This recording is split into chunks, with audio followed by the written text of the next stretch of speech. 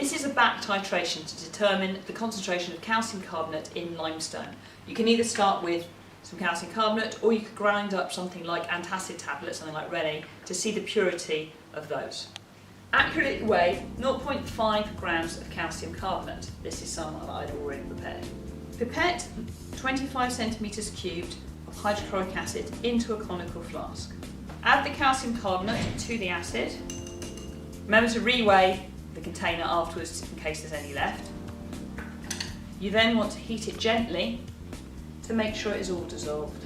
It's really important you heat it very gently, moving the Bunsen burner in and out because you don't want to lose too much liquid through evaporation. When your calcium carbonate has dissolved, it will be a little bit cloudy, don't worry about that.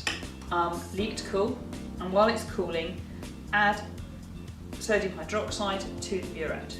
When you fill the burette, remember to take the filter funnel out the top so no excess drops in, and then take a starting reading.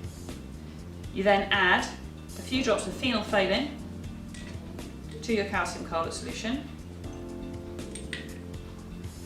and you then titrate the mixture until you get a pink colour.